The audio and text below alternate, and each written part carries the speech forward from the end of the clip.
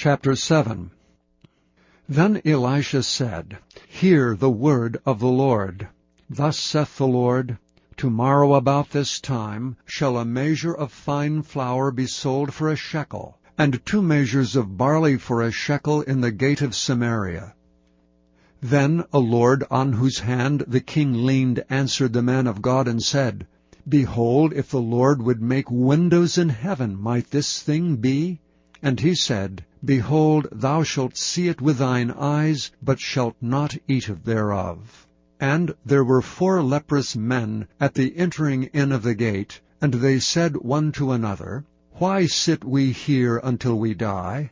If we say, We will enter into the city, then the famine is in the city, and we shall die there. And if we sit still here, we die also. Now therefore come, and let us fall unto the host of the Syrians. For if they save us alive, we shall live, and if they kill us, we shall but die.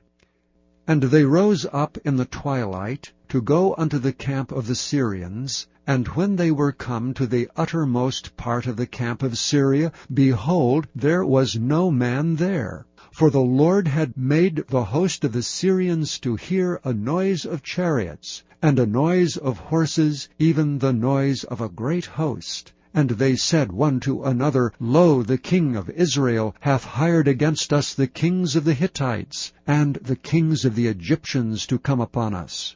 Wherefore they arose and fled in the twilight, and left their tents and their horses, and their asses, even the camp as it was, and fled for their life.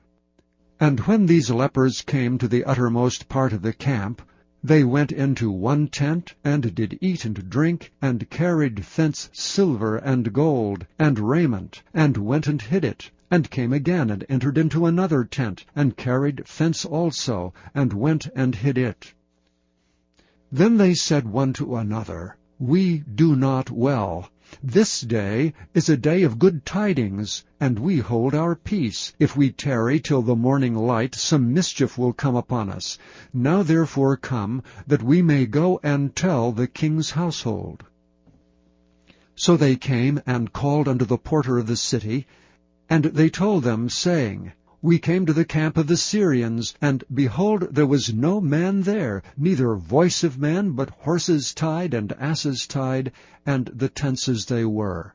And he called the porters, and they told it to the king's house within. And the king arose in the night, and said unto his servants, I will now show you what the Syrians have done to us. They know that we be hungry, therefore are they gone out of the camp to hide themselves in the field, saying, When they come out of the city, we shall catch them alive, and get into the city.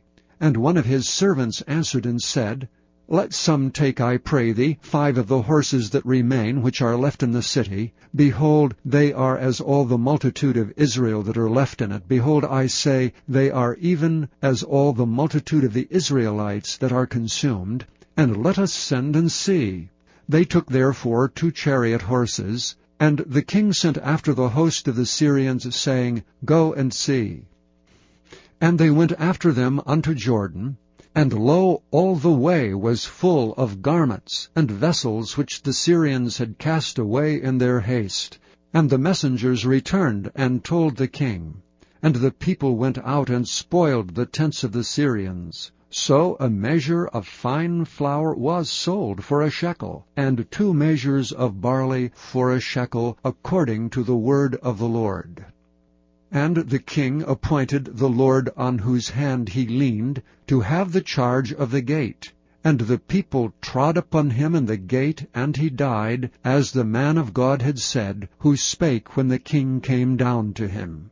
And it came to pass, as the man of God had spoken to the king, saying, 2 measures of barley for a shekel, and a measure of fine flour for a shekel, shall be tomorrow about this time in the gate of Samaria.